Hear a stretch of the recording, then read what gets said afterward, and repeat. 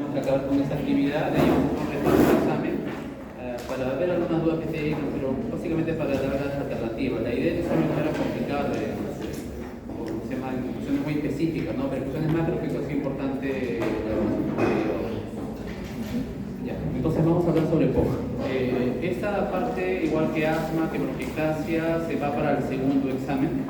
La vez pasada hemos hablado de asma y bueno, explicamos un poco las características de la enfermedad. Es una enfermedad obstructiva, pero que tiene características de reversibilidad, que mejora con tratamiento en el mismo paciente, que puede haber que en el día a día cambia, en el mismo día puede haber alteraciones de día y de noche tener más sintomatología, y por estaciones también. La enfermedad es estacional en asma. El POC es un poco diferente en ese sentido. Es también una enfermedad obstructiva, es lo que define la enfermedad pulmonar obstructiva crónica. Es una enfermedad obstructiva, pero es una obstrucción fija, es una obstrucción que no varía. Y justamente esa es la definición. El diagnóstico es clínico, pero es básicamente por pruebas funcionales, en este caso por espirometría o test de reversibilidad. El diagnóstico es funcional. Es un poquito más acá, doctor. El diagnóstico es funcional mediante una espirometría para diagnóstico de certeza, en la que se da el inhalador al paciente y la obstrucción es fija, no varía, no cambia.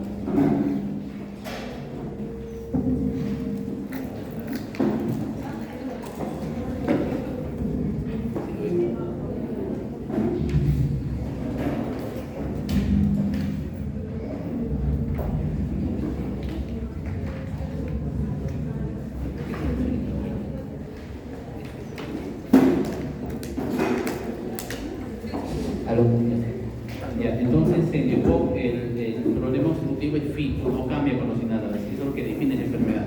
Es una enfermedad obstructiva fija que tiene una limitación al flujo aéreo de manera constante. Hay varias literaturas para evaluar el POC. Hay iniciativas latinoamericanas, iniciativas americanas. Este es el GOLD, que es la guía americana de evaluación de esta enfermedad pulmonar, que tiene características precisas para su diagnóstico. Bueno, y el GOLD, que es la guía, tiene diferentes parámetros que justamente vamos a revisar ahora, ¿no? De la definición, los factores de riesgo, el tratamiento de cuadro agudo, de cuadro crónico, las observaciones y especificaciones en cuanto al tratamiento de oxígeno, por ejemplo, también. ¿Qué es el EPOC? El EPOC es, como el nombre dice, una enfermedad pulmonar obstructiva crónica que es fija. Es una enfermedad bastante común y prevenible. ¿Por qué es prevenible? Porque el factor de riesgo principal para que se presente esta sí se puede evitar, es el tabaco. El tabaco es el principal factor de riesgo para esa enfermedad. Evitando fumar se previene el EPOC. Ahora, no es el único hábito tampoco que uno podría evitar el EPOC. Hay condiciones de trabajo, condiciones de cocina que también pueden predisponer el EPOC. El humo de leña, la gente que cocina en lugares cerrados con leña o con carbón puede tener ese problema. La gente que trabaja en unas fábricas de madera o que tiene polución de manera abundante también se puede estar asociado a EPOC, también factores genéticos o propios de la persona. Es prevenible por ese sentido, es tratable, porque hay medicamentos para eso. Los medicamentos son de diferentes tipos, pero los inhaladores están en la cabeza. Los tratamientos únicos o combinados que vamos a ver.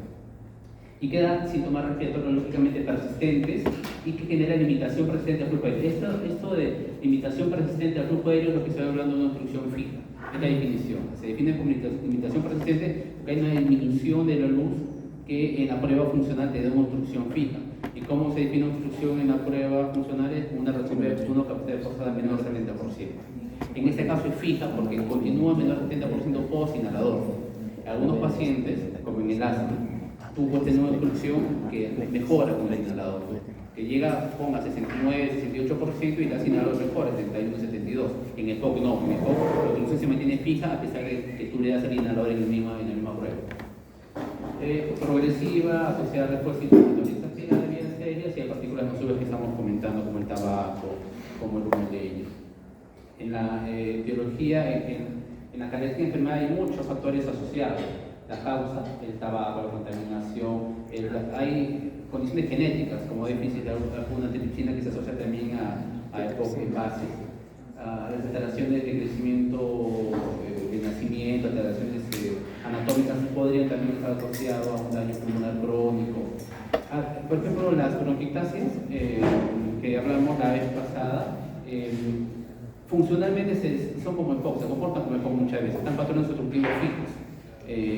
Y el tratamiento, cuando dan este patrón obstructivo fijo, es semejante al EPOC, se da tratamiento muy parecido.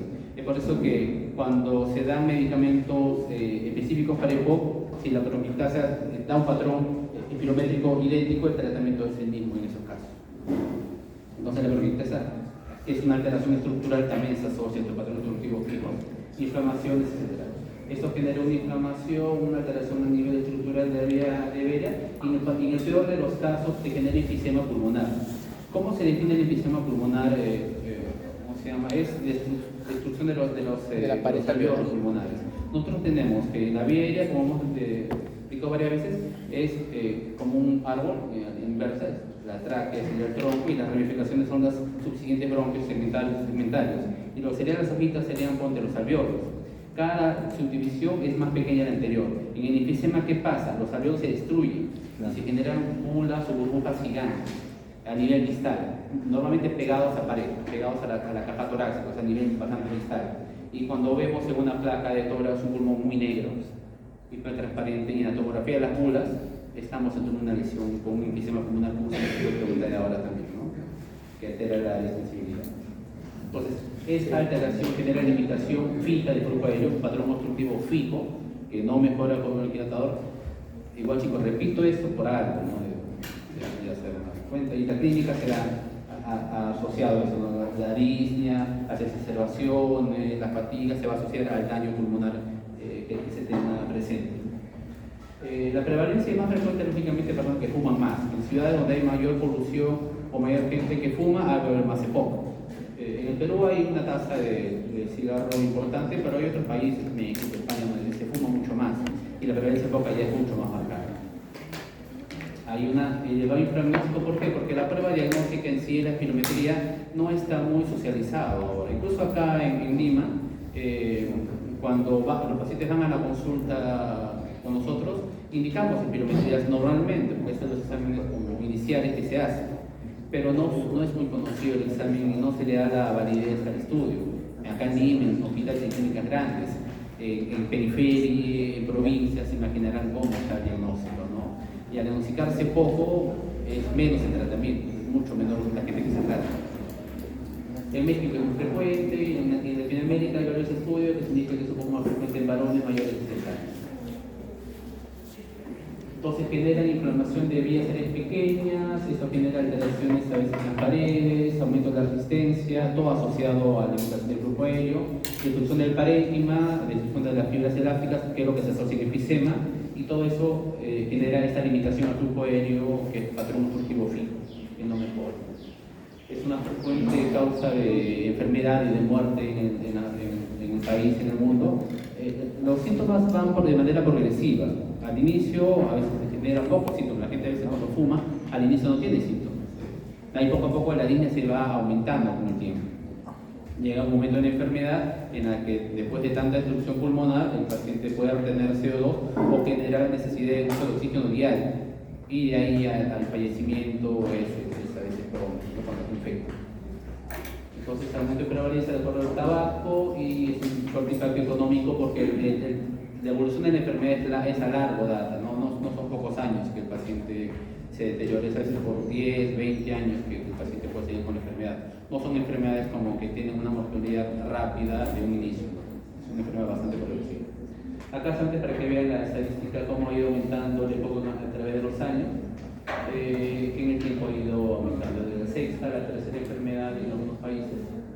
Y bueno, está asociado a condiciones externas y condiciones internas, ¿no? Las condiciones externas, el tabaco a cabeza, el humo de leña, sustancias inorgánicas, la gente que trabaja con bastante polución, como repito, con madera, con telas. Factores genéticos, el sexo, en varones es más frecuente en mediana edad.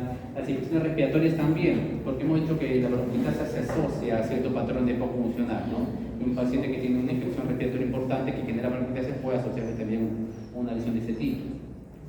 El asma también se puede hacer en unos pacientes en un síndrome como el solapamiento de overlap, que también vamos a ver. Y bueno, la bronquitis. Antes el EPOC tenía diferentes definiciones de bronquitis crónico y episematoso, que era definiciones clásicas, ¿no? El bronquítico crónico el que expectoraba mucho tiempo, La el soplada. sematoso era el soplador azul, Sí, que tiene dificultades.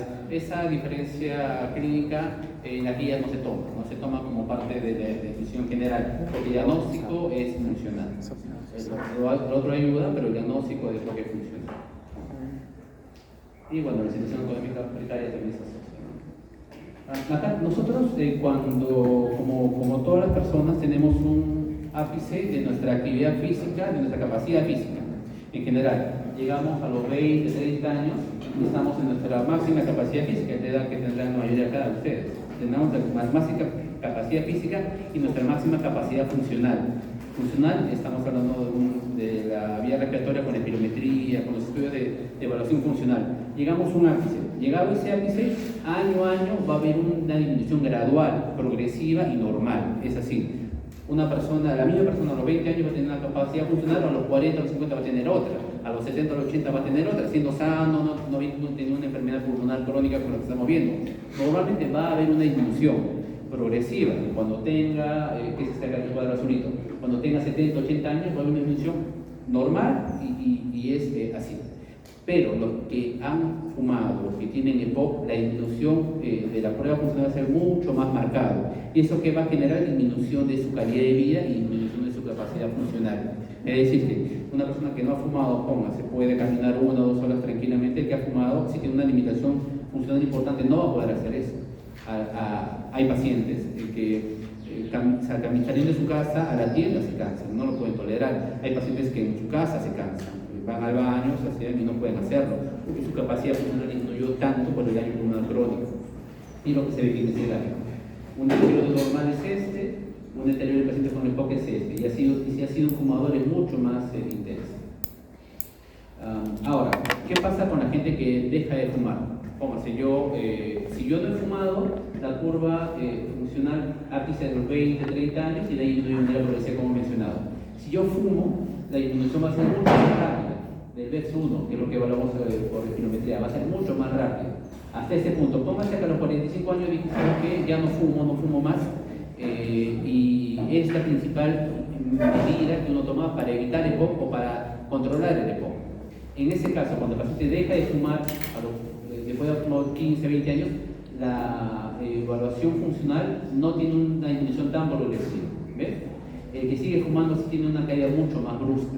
Es decir, que el dejar de fumar hace que tus pulmones trabajen mejor durante más tiempo y puedas tener una vida independiente durante más tiempo. Los que siguen fumando se van a deteriorar más rápido y van a cansarse más pronto y en caso van a fallecer antes, van a usar oxígeno antes, lógicamente. Entonces, dejar de fumar sí mejora la parte funcional y lógicamente con esto mejora también el pronóstico de sobrevida. Acá tenemos, el que no fuma tiene su deterioro normal, el que paró de fumar en este punto va a tener con tratamiento, va a tener una disminución menos marcada, nunca va a llegar a tener un pulmón como si nunca hubiera fumado, eso no va a suceder, pero va a tener una disminución menos marcada. En cambio, el que sigue fumando y tiene exacerbaciones, la capacidad funcional va a caer de manera mucho más brusca, como peldaños, como escalones. A cierto nivel de capacidad funcional va a tener una capacidad para trabajar y capacidad para poder ser independiente, y en determinado punto va a morir, ¿no? Cuando la capacidad funcional va a ser mucho más marcada. Cuando el corazón y el pulmón trabajan a la par, normalmente. Si el pulmón trabaja mal, uno está haciendo que el corazón trabaje mal, que bombee más, que haya más taquicardia, que haya unas presiones. Y la asociación, si el pulmón trabaja mal, la probabilidad de infarto, de ACV es mucho más marcada. Genera una fibrilación, genera un coágulo, genera un ACV, es mucho más frecuente en estos casos. Ahora, cuando nosotros fumamos, cuando la gente fuma, hay una manera de evaluar la cantidad de años. No sé, en la evaluación que nosotros hacemos en historia clínica, tenemos que colocar cuántos años fumó y qué cantidad de cigarrillos se fumó. Y así se saca un índice tabáquico. Se coloca la cantidad de cigarrillos que fuman por día por la cantidad de años y se divide entre 20. Como si fumó 20 cigarrillos al día durante 20 años, se divide entre 20 por 20, 400 entre 20 y 20 son 20 paquetes al año y así sucesivamente. Entonces se multiplica la cantidad de cigarrillos al día que uno fuma por la cantidad de años entre 20 y así se saca el número de paquetes al año. Mientras más número de paquetes al año uno tenga, la probabilidad de POC es mayor, la probabilidad de daño pulmonar es mayor. ¿Podría repetir la fórmula? Sí, entonces el índice tabáquico se multiplica el número de cigarrillos que fumas por día por la cantidad de años. Y eso se divide entre 20. En el ejemplo puse 20 cigarrillos al día por 20 años, son 400. Yo entre 20 son 20. Tu índice sería 20 paquetes, así se forma. ¿Y qué significa eso? ¿Que tienes una Este es un esperanza? factor de riesgo. Mientras tengas un índice tabáquico más alto, la probabilidad de EPOC ha sido más alta. Y es de manera también de homogeneizar el que tú hables de cuánto fumó ese paciente. Tú no vas a decir, o sea, en tu discusión clínica no se dice, que fumó durante 15 años, fumó 2 cigarrillos al día. No se define así. Tiene que ser que fumó un paquete año, medio paquete año, 5 paquetes año. ¿Y cómo se clasifica el grado? ¿10, 20, Arriba de 20 o 30 se considera como un consumo ya importante. ¿Y menos de 20? No, también es alto, pero o sea, un consumo muy importante de arriba de 20 paquetes año, 30 paquetes año. Pero cuando hagan de discusión clínica van a tener que discutirlo de esa manera. Ya cuando vayan a paciente con EPOC y ha fumado, sacan de esa manera el índice. Ahora, hay también ¿cómo se llama? Indicadores de que el paciente fuma o no fuma. Eso también hay varias maneras, porque al final los paquetes año uno los saca de lo que el paciente te cuenta. Pero en y verdad muchas no veces es real. el relato no es fidedigno, no hay manera. Hay estudios, hay capnógrafos que miden el CO2 exhalado, y miden cuánto puede haber fumado el paciente, pero son equipos especiales. Yo muchas veces cuando tengo un paciente que fuma o que ha fumado y me dice que después de fumar le miro a la mano. Es común que los pacientes que son muy fumadores duerman con el cigarrillo y al dormir con el cigarrillo se queman los nudillos. El cigarrillo se coge como un lapicero y los dedos que se queman normalmente son el índice o el dedo medio. ¿Sí? Y cuando le vean las manos lo van a ver negro y eso nos indica qué tan crónico es su uso, qué tan reciente ha sido su uso. Cuando vean en las manos la gente que fuma, eso es bastante útil. Y las uñas amarillas, ya no se indica un contacto crónico también con el tabaco. Ahora, cuando la gente tiene una enfermedad severa como el EPOC, llega a usar oxígeno por momentos. Encima está viviendo enfermedad. Pero hay mucha gente, y ha pasado, que aún usando oxígeno no deja de fumar. Y al fumar con oxígeno, ha habido ocasiones que la gente se ha quemado, ha generado incendio. Entonces, la historia de la enfermedad como es. Primero hay cambios moleculares, químicos por el tabaco. Después del cambio por iniciar con el tabaco a nivel molecular o a nivel bioquímico, va a haber recién un cambio funcional. Y el primer cambio funcional va a ser lógicamente con la espirometría, con la espirometría que podamos hacer. Luego de un cambio funcional recién va a haber cambios clínicos. El cambio, muchas veces hay personas que tienen evaluaciones funcionales que indican que no tienen síntomas o quieren negar los síntomas simplemente, ¿no? La parte funcional no se puede negar, no puedes negar la prueba como la haces. Los síntomas sí los puedes negar. Tú lo que tienes cansancio, dices no tengo nada, tienes todo, no niegas, pero la funcional no. Pues normalmente la parte funcional va antes de los síntomas. Después aparecen los síntomas, después presentan, una vez que presentan los síntomas, recién se puede diagnosticar a la mayoría de ellos. La mayoría de ellos va recién a una evaluación cuando tienen disney de manera progresiva. Eso genera una memoria de atención, esto genera exacerbaciones, infecciones o falla cardíaca que también se asocia a exacerbaciones por EPOC. Y si diabético, hipertenso, se complica, genera falla cardíaca, uso de oxígeno agudo, crónico, uso de BNI o intubación y bueno, el fallecimiento. Esa es una evolución de la enfermedad bastante conocida y bastante común. Ahora depende en qué grado de la enfermedad cogemos al paciente. La mayoría de pacientes que no le dan importancia a la enfermedad la vamos a coger en observaciones, cuando vayan a la emergencia o cuando se necesiten una situación. Y dentro de las discusiones clínicas vamos a controlar un poco. Pues un paciente que fuma y que está hospitalizado por el motivo que sea, en tu plan tienes que valorar hacer una espirometría, porque el diagnóstico es probable. Muchos pacientes con EPOC están en unidades de cuidados intensivos o están en cardiología por un ICC descompensado. Se descompensa por ICC, pero en el presente tabaco también tiene un EPOC de fondo que descompensa justamente el cuadro. Bueno, diagnóstico, los síntomas más comunes que son la disnea de manera progresiva, la expectoración crónica, normalmente no es una tos seca como la fibrosis, no es una tos con expectoración y bueno, la tos crónica, ¿no? Y la espirometría, volvemos a lo mismo. Una espirometría necesaria para el diagnóstico y la relación del paciente PX1 con vital forzada post-bronquilatador tiene que ser menor al 70%, 0.7 o 70%, que sea una expresión fija. Menos de 70. Entonces, los síntomas, disnea, tos crónica y expectoración, la espirometría y factor de riesgo te dan te engloba un diagnóstico y te definen una clasificación. La disnea como es normalmente progresiva, o sea, no es una disnea que aparezca un día para otro, no, salvo que hay una observación. Es una disnea que, por ejemplo, para eso hay escalas y hay en la discusión, en la entrevista uno va y conversa. Uno pregunta, hace un año, ¿cuánto podía caminar? Y te dice, hace un año caminaba, no sé, 10 cuadras. Hoy, ¿cuánto camina? Hoy camina 5. Justamente te da una evolución de cómo cambió la disnea, cómo evolucionó en el tiempo. Y esa pregunta en cuánto tiempo sí es muy importante porque nos indica cómo está evolucionando la enfermedad. Si la disnea, si no es en reposo en ejercicio, antes podía correr, no sé, media hora, ahora corre solamente 5 minutos, también al ejercicio se indica. O ¿cómo se llama? Nosotros en especialidad, ¿qué hacemos a los pacientes? Hacemos test de caminatas, que son bastante sencillos. Se le coloca un saturómetro del paciente en el dedo y se le pide caminar durante 6 minutos de manera intensa. Claro. Se le pide que camine rápido para que el paciente veamos qué tanto tolera la actividad, qué tanto altera la frecuencia cardíaca y se desatura o no. Si el paciente esos 6 minutos camina lo que debe caminar, no desatura, en sí su grado funcional no está tan deteriorado. O si el paciente en ese test de caminata al minuto desatura, la frecuencia cardíaca se dispara, estamos ante un cuadro que en actividad física genera una disnea manifiesta, pero en el reposo no.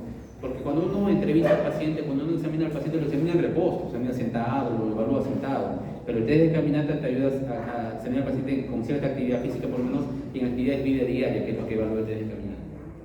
La tos crónica también, que también puede generar síntomas de ¿cómo se llama? Obstrucción bronquial, lógicamente como los sibilantes, como roncantes, la expectoración también crónica y los antecedentes como tener antecedentes de tabaco, familias que fuman, leña, que es lo que estamos hablando, ¿no?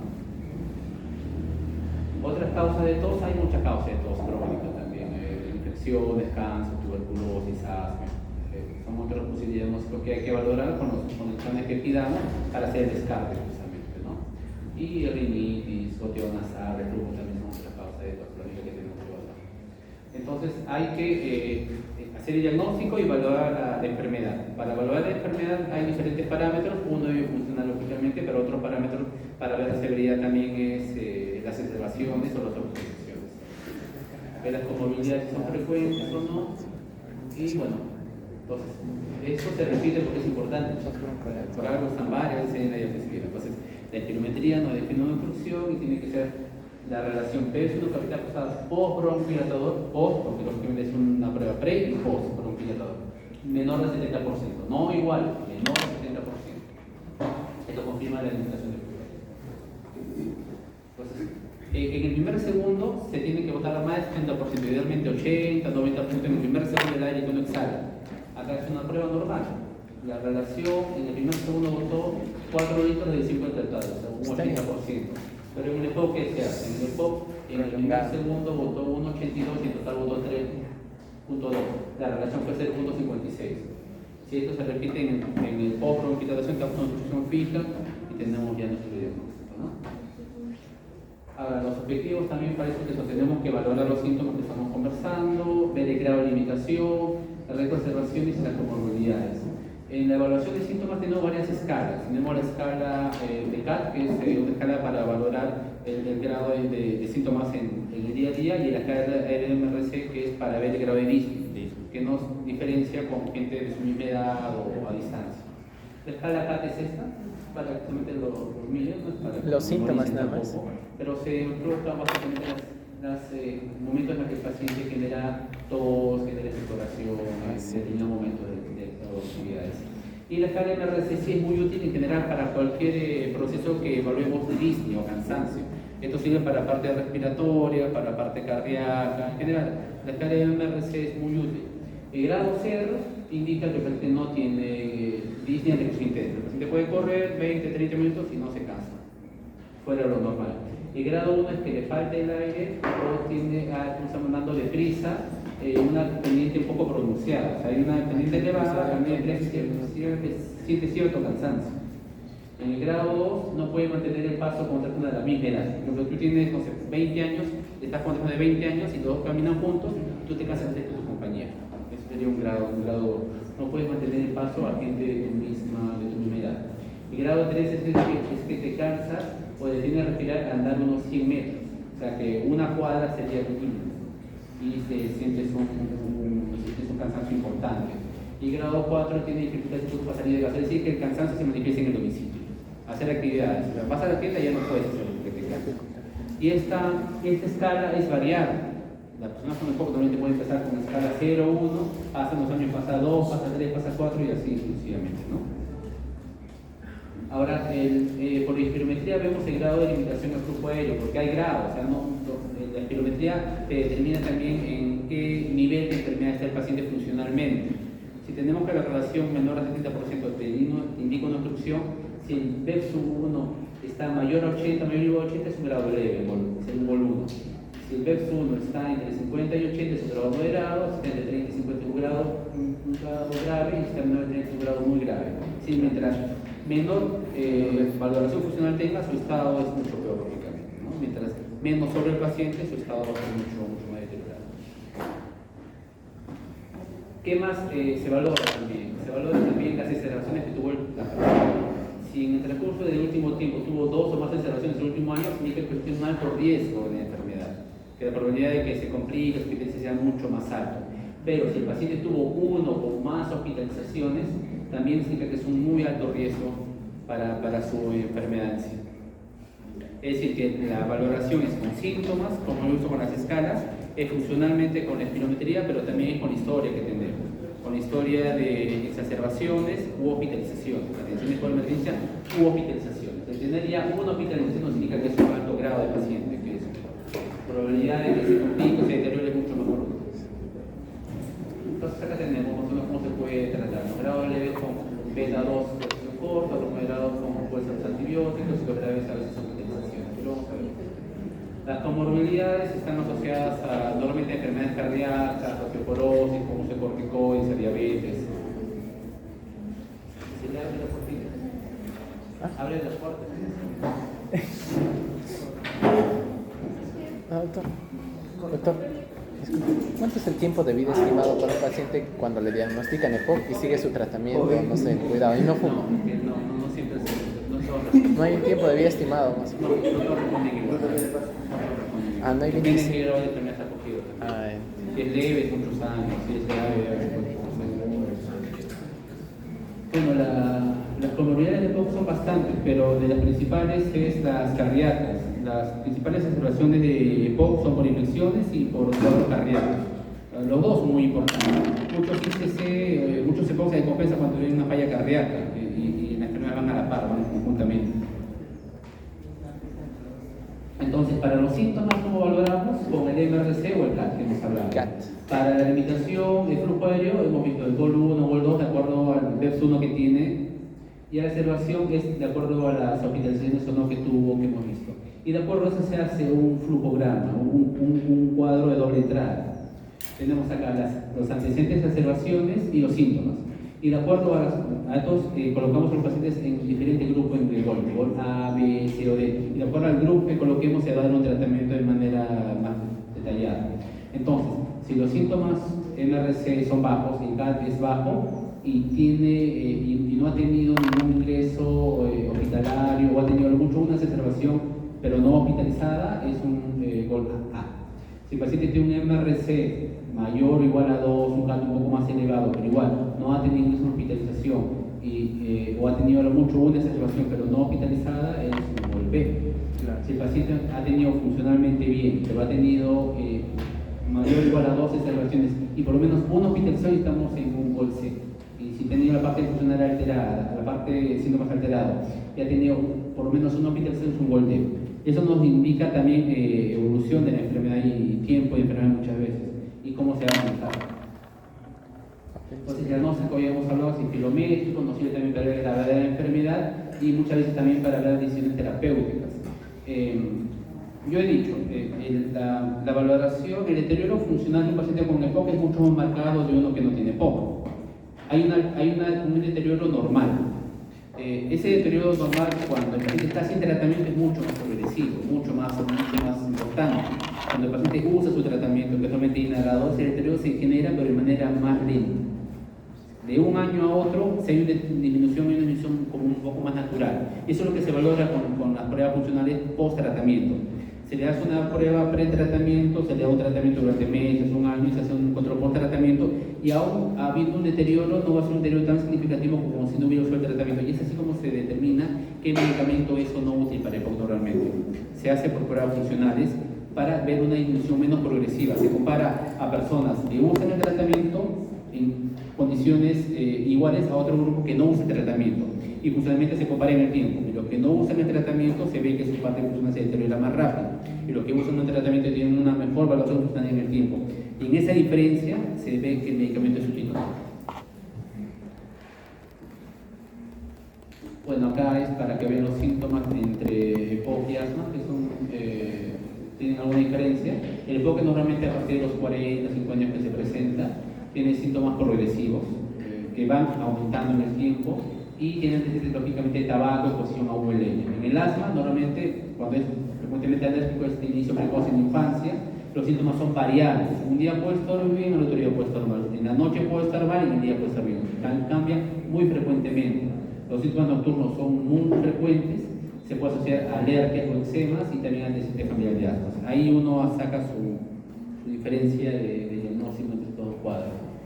Que es lo mismo, solamente para que vean que otros descartes como cuadros cardíacos, que generan cardiomegalia, edemas pulmonares, bronquiectasias que se asocian a infecciones bacterianas previas o tuberculosis también que se asocian a cuadros ya conocidos que hemos conversado, ¿no?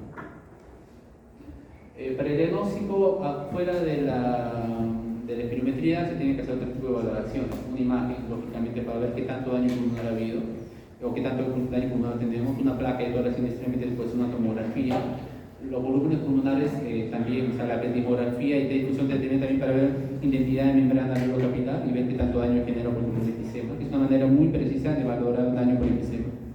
La oximetría también, estos pacientes con el tiempo llegan a ser retenedores de CO2. El EPOC normalmente con el tiempo retiene CO2. Esta es una pregunta muy frecuente de examen. Entonces deben seguir tomando, mi tiempo lo toman frecuentemente. Tú ves un paciente en emergencia. Tu CO2 normalmente tiene que ser entre 40 y 45, ¿sí? Es el promedio normal. Tú ves y cuando el CO2 se eleva, uno se desorienta, es lo común, ¿sí? Tú si tienes un CO2 de 60, 70, debes desorientarte. Ya, llega un paciente de emergencia con cierta dísnea, tiene un CO2 de 60 o 70 y no está desorientado. ¿Qué te hace sospechar eso? Te hace sospechar un paciente con EPOC. Compensado. Llega a retener CO2 de manera crónica y no se desorienta.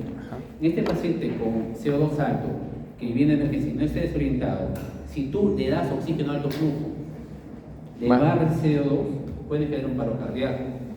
Porque estas personas ventilan con cierto, ¿cómo se llama? Con cierto nivel de hiperoxia y hipercapnia. O sea, ese nivel de CO2 hay que bajar de manera gradual y con poco FiO2 de oxígeno para no generar este paro que muchas veces pasa en pacientes. Entonces, un paciente orientado con CO2 elevado, hay que sospechar de EPOC. Y al sospechar de EPOC, el FiO2 que quedable es bajo y hay volúmenes bajos, flujos bajos. Sí. ¿Ya? Entonces, cuando tengan un paciente que está con un PCO2 de 60, 70, 80 y está hablando con usted, no le den flujos altos, no le den volúmenes altos, porque más bien dándole oxígeno van a desorientar o van a hacer que puedan estar muriendo. La fibromialgia también se asocia, pero hay que tener una historia familiar, es una enfermedad congénita de nacimiento. Prueba de esfuerzo, la prueba de seguimiento que la que hemos conversado es útil para ver capacidad de actividad en vida diaria. Igual, nosotros, como repito, nosotros cuando hacemos una entrevista, creemos lo que dice el paciente. Cómo de esa conversación se pasa a pruebas, es como el examen, como el de caminando, nosotros nos indica en la actividad de vida diaria si tolera o no el esfuerzo. El es uno, es lo mismo. La pérdida de peso también. Acá, por ejemplo, acá tenemos una prueba de tórax bastante común en estos pacientes. Tenemos una prueba de transparencia bastante grande. Ese pulmón es negro, en pocas palabras, bastante negro, amplio y oscuro. Se ve poco aparentemente entendido. Cuando este paciente le pides una tomografía, en algunos lados se va a ver así. Estas son burbujas pegadas a pared, dispersas. y acá se ve mucho más evidente. Son bulas, acá son bulas. Esa bula tendrá 3, 4, 5 centímetros. La bula es una lesión con paredes muy delgadas. Si fueran paredes bulas sería una caverna, tendría otro tipo de lesión. Las bulas son así. Lógicamente, cuando tenemos más bulas genera una alteración en la arquitectura y en esta zona de pulmón no se genera intercambio gaseoso. Cuando esto va deteriorando, incluso pulmones enteros pueden desaparecer y eso no es tan raro. Hay gente que fuma un montón, este tipo de bulas gigantes que generan más bien ya a veces hipertensión pulmonar, desplazamiento de mediación hacia el otro lado pueden ser comunes. Y bueno, acá el manejo es bastante complicado. El paciente con este nivel ya debe estar usando oxígeno, un tratamiento óptimo, es bastante complicado. A veces el manejo acá es trasplante en algunos casos. Cuando no hay trasplante, bueno, no hay manejo. Pero estos pacientes, estos grados severos, el tratamiento es muy complicado. El trasplante pulmonar es algo que sí se puede hacer, pero es bastante complicado. En esta realidad es muy complicado. Se ha hecho muy pocos trasplantes pulmonares con éxito en muchos países. Es lo que hemos hablado de tomografía, EKG, ecocardio, si hay hipertensión pulmonar, digamos cómo está. La terapéutica. La terapéutica engloba varias cosas, pero como principal medida es el hábito de tabaco, evitar el hábito de tabaco. Es la principal medida que uno puede tomar. O sea, si un paciente llega a su consulta y fuma y diagnostica EPOC, tienes que decirle que deje de fumar y tienes un seguimiento de esa indicación. Pero tienes que ver también si el paciente tiene voluntad de dejar de fumar. O sea, si tú indicas que deje de fumar, el paciente tiene que sincerarse y indicarte si quiere o no hacerlo, tiene voluntad o no hacerlo. Mucha gente ha intentado dejar de fumar muchas veces, pero no lo ha podido, o lo ha dejado durante un tiempo y ya volvió a fumar en el transcurso de los meses o los años. Creo que el hábito tabáquico es algo que la consulta, en toda consulta siempre hay que hacerle la consejería y el seguimiento a esa indicación. Y ahí cuando el paciente a veces no te quiere decir información, nosotros que hemos hablado, ¿no? Una papnometría o revisar la mano, conversar con el familiar, qué tanto fuma, qué tanto no fuma, etc. Pero el hábito tabáquico es importante. Entonces, un gran número de pacientes con hábito tabaco por metal EPOC, entonces el abandono del hábito tabaco es la principal intervención de mayor impacto que incluye iniciar la teoría del EPOC. Es decir, que si lo mejor que uno puede hacer cuando tiene EPOC y fuma es dejar de fumar. Cualquier intervención que uno haga va a ser menos efectiva que esa. Yo lo que digo con los pacientes que fuman es que el usar inhaladores, usar la terapia triple, lo que podamos dar, eso no va a evitar que el humo siga generando daño si sigue fumando. El medicamento no va a evitar que el humo ingrese a su cuerpo si sigue fumando. Tiene que dejar de fumar para que la historia de la enfermedad, la parte funcional que hemos visto, no deteriore de manera tan rápida y no se limite por tanto. Pues la principal indicación en EPOC es dejar de fumar, es el que tiene mayor impacto, el más útil. Y siempre hay que preguntar, en la consulta sí hay que preguntar cómo, desde hace cuánto tiempo fuma, con qué frecuencia fuma, si ha dejado de fumar en algún momento de su vida, si en la consulta llegó a fumar. Por ejemplo, a veces el paciente llega a las 8 o 9 de la mañana y si el paciente dice, no, yo fumo a las 5 o 6 de la mañana, me levanto y fumo, eso también no significa intensidad de la dependencia del cigarro. Mientras más rápido uno fuma en la mañana, es que más depende del cigarro. Si la consulta que fuera a 8 o 9 de la mañana ya fumó, te indica una dependencia alta. Si el paciente empieza a fumar al mediodía o a la tarde, nos indica un grado de dependencia un poco menor. Aconsejar, siempre se debe aconsejar dejar de fumar o dejar el círculo de gente que fuma. Evaluar la sugerencia que uno ha dado en las siguientes consultas, la consejería, ayudar también con algunas opciones de psicoterapia, o hay también algunos medicamentos que se dan, nicotina en parte o en chicles, o hay diferentes sustancias que se pueden dar para dejar de fumar. Y se puede organizar, hacer un seguimiento. Lo que a mí me ha servido para la consejería de fumar es primero que el paciente tenga voluntad. Pasa que a veces muchos llegan a la consulta por primera vez y en la primera consulta quieren dejar de fumar. Es la principal pregunta que tienen, pero conscientemente no es algo que como que aparezca un día y lo hago y no. O sea, si uno quiere dejar de fumar, tiene que ser constante en los controles y en su decisión. Y normalmente lo que se hace es que se marca un día en el calendario y ese día se deja el cigarro. Se deja idealmente totalmente. Y se evita que esa conducta vuelva a repetirse con consejería, con consultas frecuentes, con apoyo familiar. Hay gente que lo deja gradualmente, que fuma 10, después 5, después 2, después 1. Eso a veces en algunos pacientes puede ser útil. La idea es que ver la técnica que sea más útil para el paciente, pero siempre con voluntad. Si no tiene voluntad de dejar el cigarro, no va a suceder. No, eso nunca he visto que haya sucedido. ¿qué se puede comer? Mascar, nicotina, aerosoles, parches. Ahora, el cigarrillo electrónico, los vapes, no tienen una indicación para que fumar. No, hay diferente literatura que indica que los cigarrillos electrónicos o el vapeo no es útil para dejar de fumar. El vapeo tiene un problema. Estos aparatitos que se conectan, que queman algún tipo de hojas o hierbas y tienen un filtro de agua y que la gente inhala, tiene un problema, que es, es que primero genera una combustión incompleta, como todo al quemar unas hojas. Genera una combustión incompleta. El monóxido de carbono que se libera es alto muchas veces. Y muchas veces lo que pasa también cuando la gente vapea es que el tiempo que vapean es muy alto. A veces cuando la gente fuma cigarrillo puede fumar 1, 2, 5 minutos en un cigarrillo.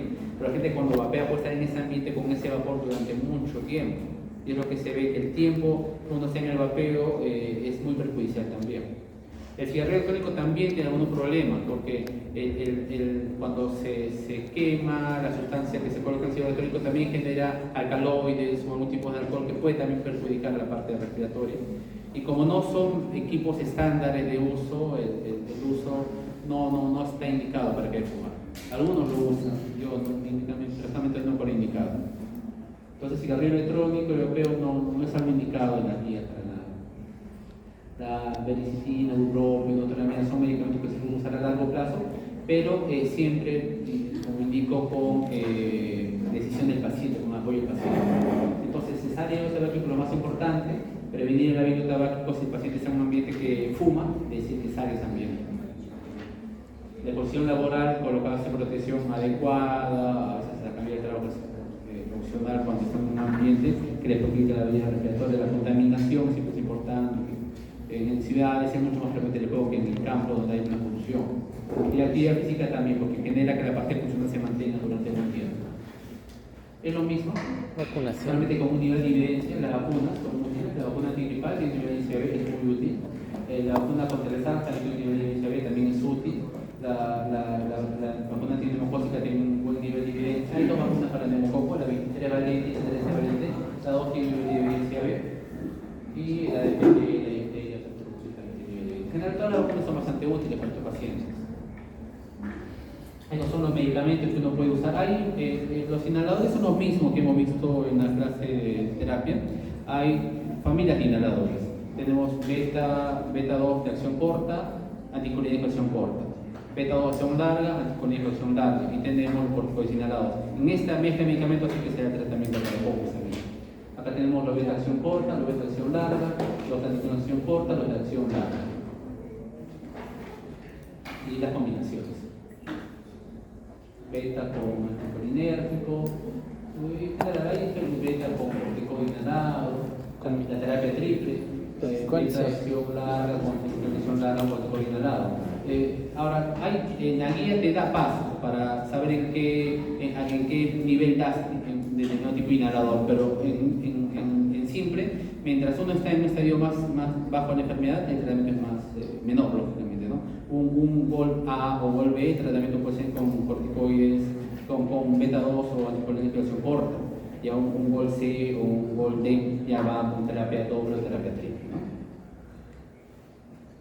Entonces, el tratamiento en la elección, la prevención a veces en primeras etapas puede ser a demanda, y cuando los beta de acción son los más frecuentemente usados. El citotropio, que es una anticolinización prolongada, también es útil para la rehabilitación pulmonar. La terapia combinada es bastante útil, con corticoides inhalados también, y los corticoides sistémicos a largo plazo no se recomiendan. En el asma se veían que se había tratamiento con corticoides inhalados en esta parte, o 5 de tina, acá no sigue. Entonces hay un manejo de foco estable, que es lógicamente para mantener la enfermedad en un grado óptimo en proceso, como un tratamiento de prevención. Se pide siempre que deje de fumar, intenta controlar los síntomas y controlar exacerbaciones, y incluir intervenciones lógicamente farmacológicas y no farmacológicas. Entonces, el tratamiento es reducir los síntomas, la disnea, la tolerancia al ejercicio, mejorar el estado de salud y reducir los riesgos de exacerbación, de movilidad.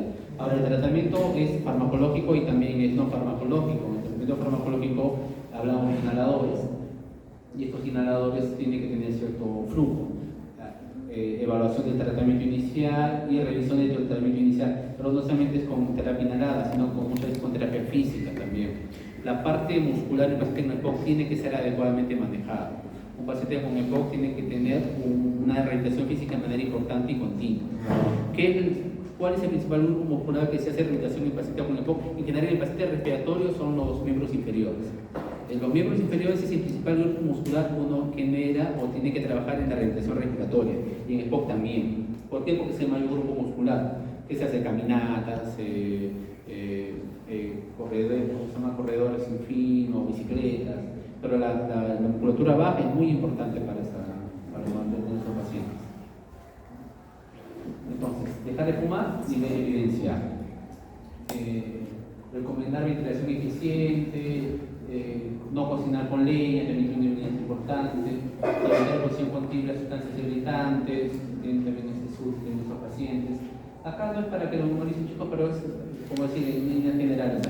Mientras menor grado de enfermedad tenga uno, el tratamiento es menor.